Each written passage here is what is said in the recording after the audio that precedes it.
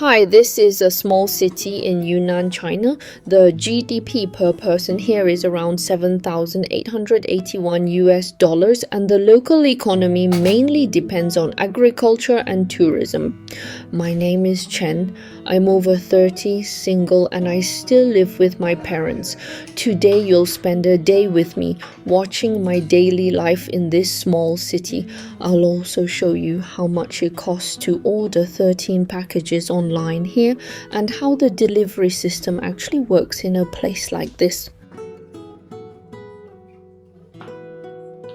It's the rainy season in Yunnan right now, so it's been raining almost every single day, but today the sun finally came out. I am honestly so happy because it means I can finally get back on my bike and enjoy the ride. As you can see, I'm still wearing my waterproof boots. Even though it isn't raining right now, the roads are still wet from all the rain we've been having. Even though it's already summer, it's still surprisingly cold here.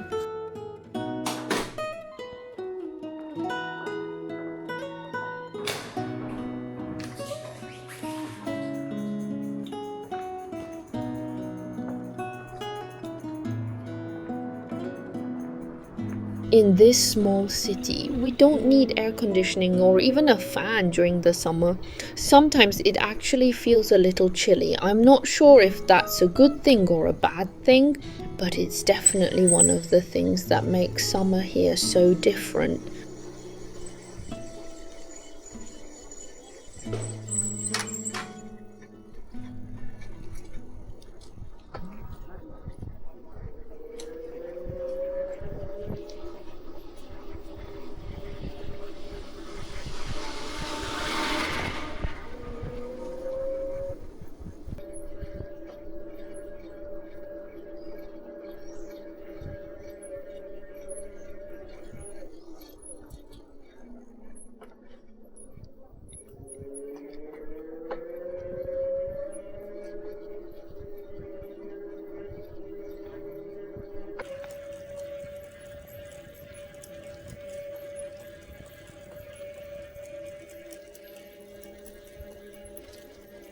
The neighborhood I live in is quite large. It's divided into two areas, a villa section and an apartment section. The whole neighborhood is designed in a traditional Chinese style, and I really love the architecture. One thing that might surprise you is the price. Apartments here cost around 8,000 RMB per square meter, which is about 1,142 US dollars per square meter. What do you think? Does that sound expensive or affordable compared to where you live?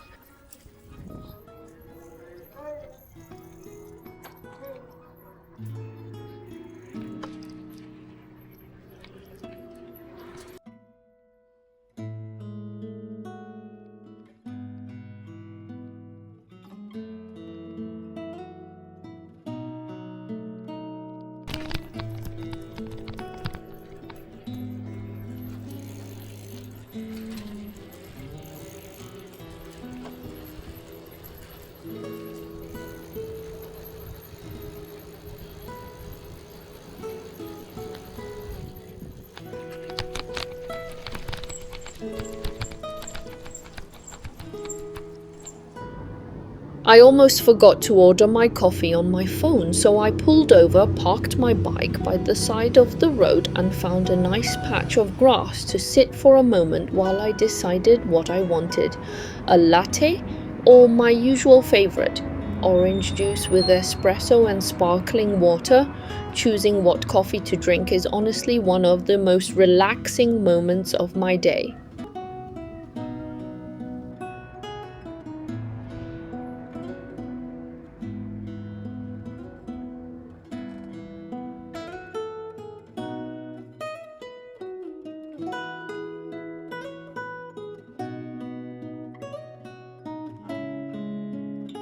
This street is only about a 2-minute bike ride from my home. You can find just about everything you need for everyday life here. Fresh vegetables, meat, coffee, snacks, drinks, and all kinds of restaurants. But lately it's been getting more and more crowded. As you probably know, electric cars have become much more common in China over the past few years. They are also getting more affordable, so more people choose to drive instead of walking or cycling. The problem is that there aren't enough parking spaces as a result. Many cars end up parking in the bike lane. For someone like me who enjoys cycling, that's pretty frustrating. It often means I have to leave the bike lane and ride alongside traffic, which doesn't always feel very safe.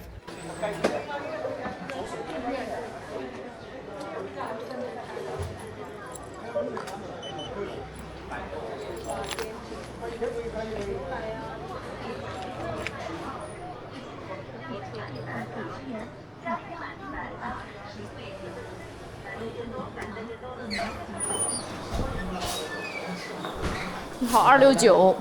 269吗？这个。好，稍等一下。需要打包吗？给我袋子吧，一会儿我自己打包。不用，我这边要打包的话就直接给你打包了。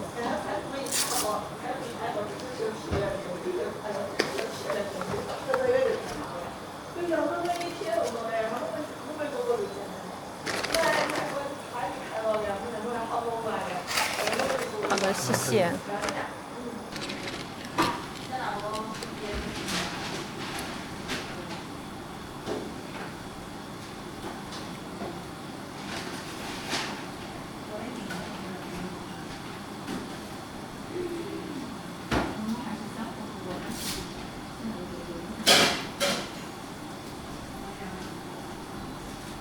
These days, most people in China shop online. In the past, couriers usually delivered packages directly to your door.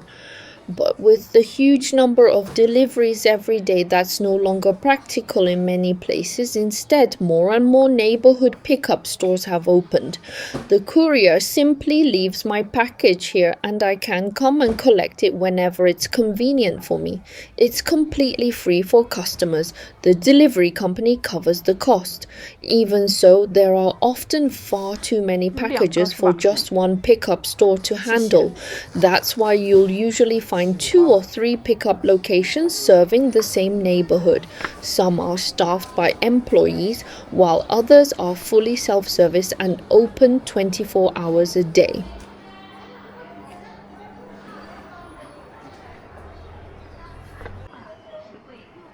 Now I've come to another package pickup station. This one is completely self-service and open 24 hours a day with no staff on site. All you have to do is enter your pickup code on the machine and the locker automatically opens. Once you've collected your package, you simply close the door and you're done. I heard that one of these smart locker systems is actually very expensive. It costs around 200,000 RMB, which is just under 30,000 US dollars. Would you choose this business?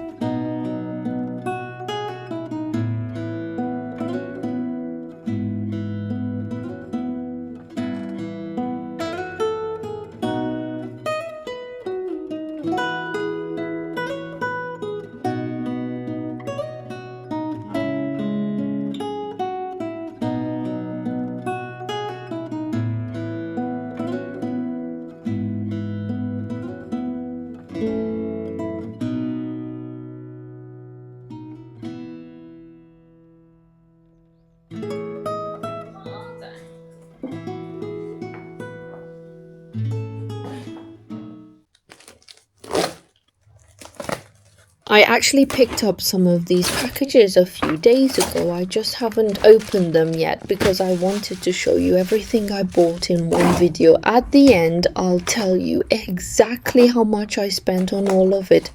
I think you might be surprised.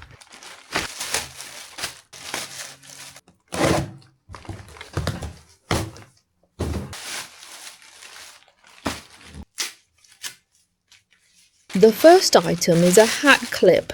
It costs 13.7 RMB, which is about $1.90 USD. The second item is a pair of slippers with drainage holes in the soles so the water can drain out easily. They cost 23.51 RMB, which is about $3.30 US dollars. A tissue box. It cost 8.9 RMB, $1.20 USD. This one is a little decoration for my DJI microphone. ChatGPT, isn't it cute? It cost 12.9 RMB, $1.80 USD.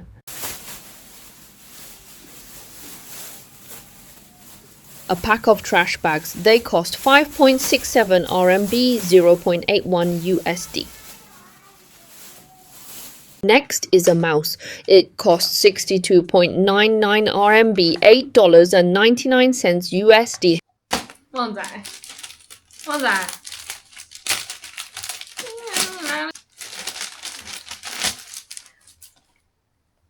And these are 3 funny hair clips. They cost 17 RMB, which is about $2.40 USD.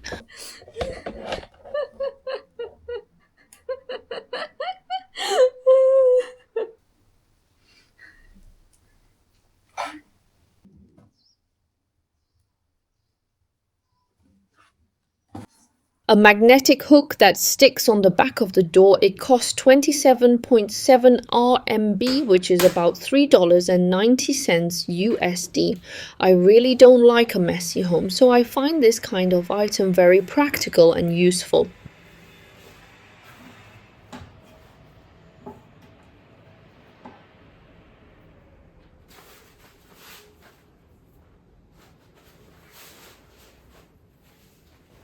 A storage rack that goes above the toilet. It costs 27 RMB, $3.40 USD.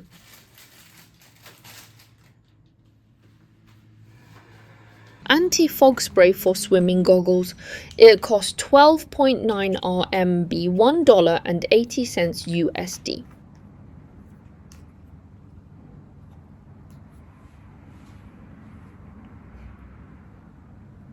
An umbrella storage bucket for the entrance. It costs 21 RMB, $3 US.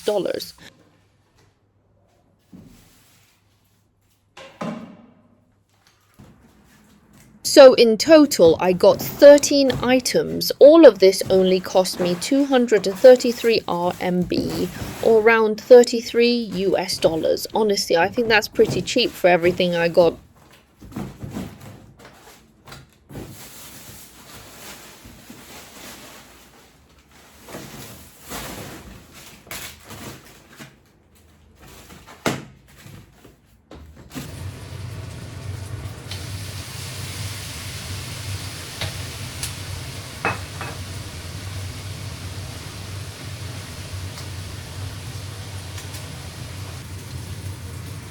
As the only daughter in my family in China, my parents don't really put many expectations on me. They don't tell me when I should get married, how much money I should earn each month, or how much housework I should be doing. At least that's how it is in my family.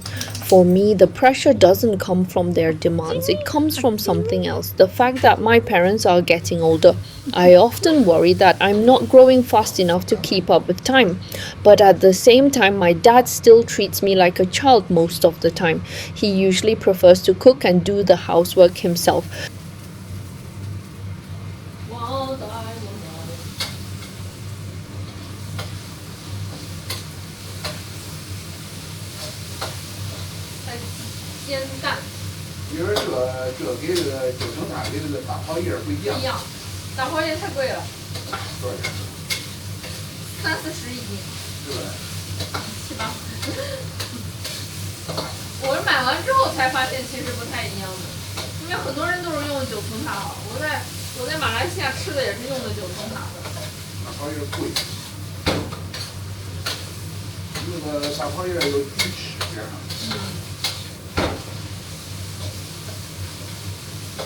They are both retired now, living a very ordinary and quiet life on a small pension.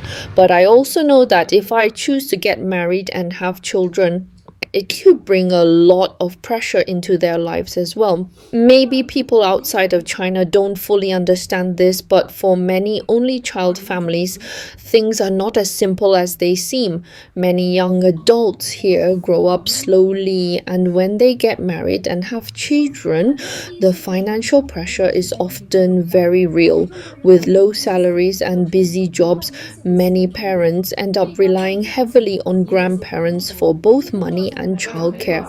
I've seen this situation many times around me. Retired parents suddenly find themselves taking on new responsibilities again. And for me, that thought brings a sense of guilt. Maybe that's also one of the reasons I've chosen to stay single for now.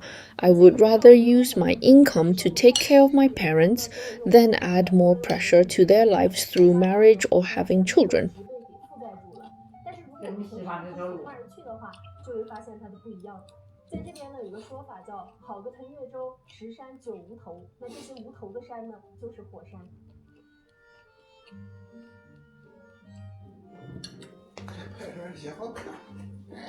Between the age of 29 and 30, I went to Malaysia to pursue my master's degree. Before that, I had already worked in Shanghai for 5 years. I did have some savings, but it wasn't enough to fully cover my tuition and living expenses. My parents helped me a lot using both their savings and the very frugal lifestyle they've always maintained. Right now, I work as a Chinese teacher for foreigners, but the income from this job isn't very stable. On average, I earn around 4,000 RMB a month, which is about 571 USD. To be honest, it only allows me to maintain my current lifestyle and save a very small amount of money. I don't know when I'll be able to live on my own or move into my own apartment. Renting would already be a good step forward. But I try not to feel anxious about it. I can only keep working hard and improving myself. Thank you so much for watching until the end. On my last video, I received some really warm and kind comments from you all. Reading your stories about your own lives in the comment section has been genuinely healing for me as well. See you next time.